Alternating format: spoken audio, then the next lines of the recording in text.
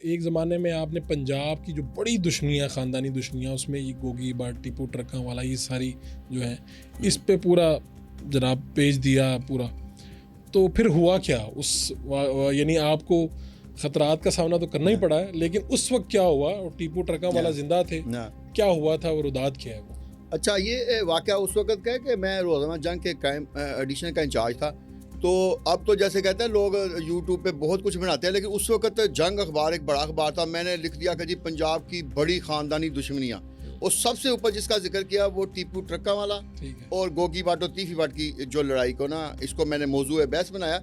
लेकिन मैंने उस पर रिसर्च करके और दोनों तरह से एक बैलेंस करके लिखा।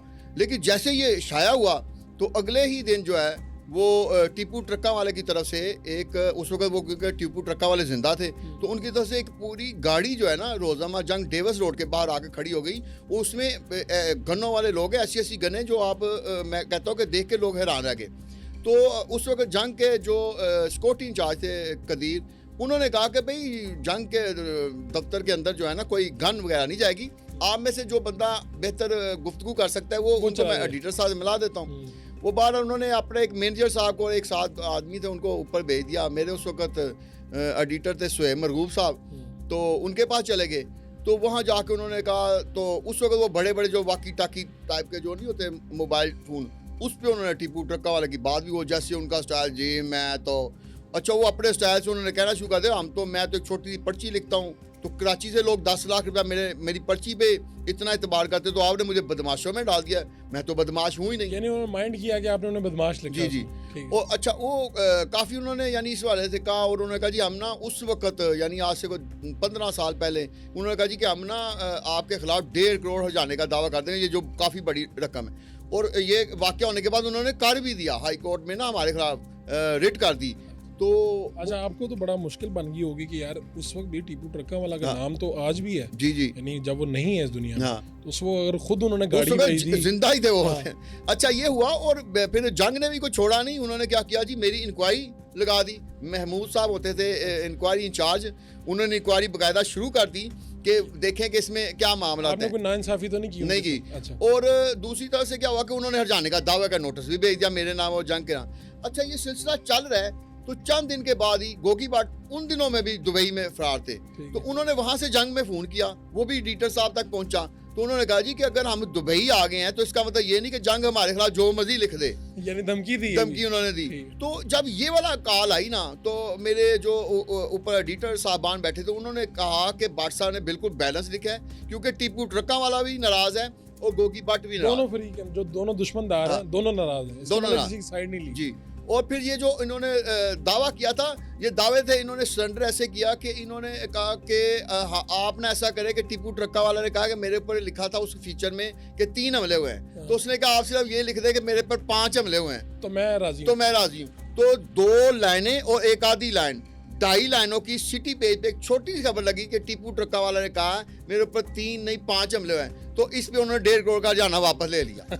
तो यहाँ से आप गोगी बाट को और गोगी बाट जो है ना, उनको तो फिर ये हो गया ना कि जब वो हरजाने का दावे की कॉपी उन तक पहुंची तो उनको भी पता लग गया कि मैं तो समझ रहा कि ये टीपू के बंदे हैं। तो वो भी तो ठीक है। अच्छा, ये हो जाता है, ये गलतफहमी हो जाती है। मैं इस तरह के एक वाकये से गुजरा हुआ हूँ और इसी ग्रुप में से गुजरा हूँ। यानी एक इंटरव्यू, तो आपको तो पता ही है ये किस तरह के इंटरव्यू के नतीजे में उन्हें ये लगा कि यार ये इस साइड का है, लेकिन जर्नलिस्ट तो किसी साइड का नहीं होता, हम तो रिपोर्ट करते हैं। बल्कि मैं यही बताता चलूं कि उन दिनों में मुझे कुछ दोस्तों ने आगाह किया कि बाट साहब आप अपना थोड़ा सा रास्ता बदल के गुजरें, क्योंकि आपका पीछा किया जा रहा है। हमारे बहुत से दोस्त क्राइम रिपोर्टर बड़ी अच्छे भी हैं, लेकिन एक आम तासुर है और जिसमें किसी तरह हकीकत भी है। जब मैं खुद जर्नलिज्म कर रहा हूँ कि जो पंजाब के, लाहौर के जो बड़े पुलिस अफसरान हैं, उनसे क्राइम रिपोर्टर्स मंथलियाँ लेते हैं और इवन बदमाशों तक से लेते हैं। यानी वो बदमाश जिनसे सारा पाकिस्तान घबराता है, वो जर्नलिस्ट को देते हैं। क्या ये बात सच है? यानी हम किसी को स्पेसिफिक होकर नहीं कह रहे।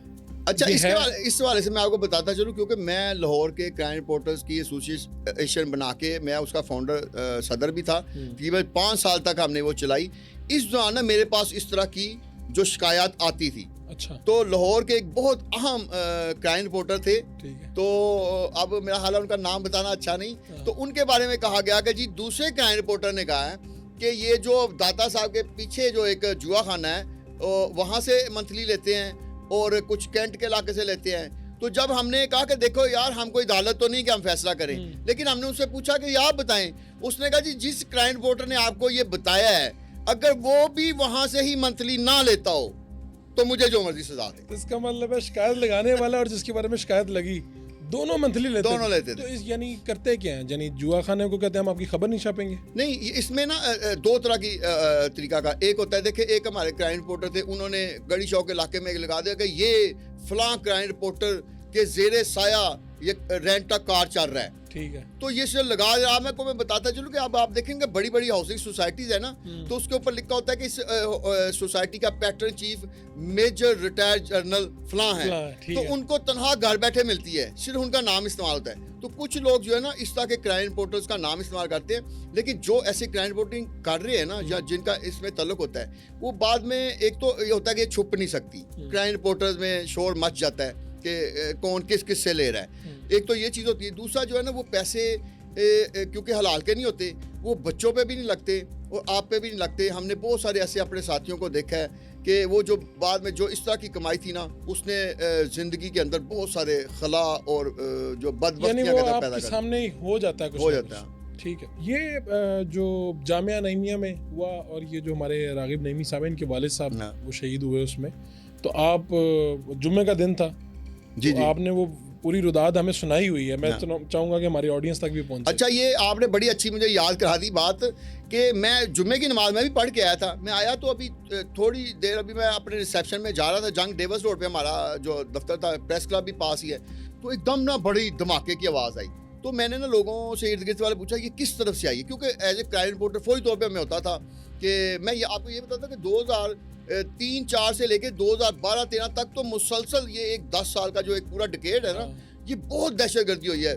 इस दौरान यानी आप देखेंगे भाई ना 15 की ISI की बिल्डिंग पे क्या नाम है, CCP ऑफिस पे, गढ़ी चौक पे, एक टाउन में कहाँ नहीं हुई। ये अच्छा, हर जो ऐसा वाक़या है ना, उस पे मैं ठीक आधे या पौने घंटे पे मैं लाइव वहाँ पहुँचा हूँ और मैंने इन तमाम जो दहशतगर्दी के वाक़यात हुए हैं, इन तमाम की लाइव रिपोर्टिंग की है।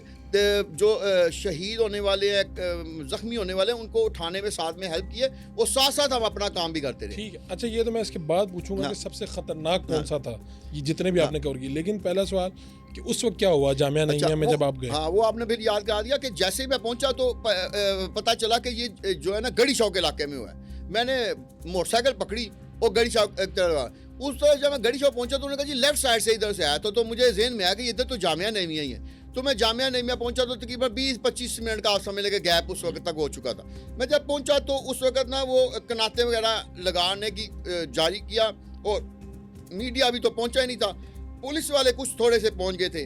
तो इसी दौरान मैंने देखा कि CIA के एक आपको मारूफ पता है SP उमर विर्क साहब, वो अंदर जा रहे थे। मैंने आवाज़ लगाई विर्क साहब, तो वो मुझे कहते हो बाट साहब आप किधर? उन्होंने मेरा हाथ पकड़ा और मुझे खींच के अंदर ले गए। उसके बाद उन्होंने बंद कर दिया।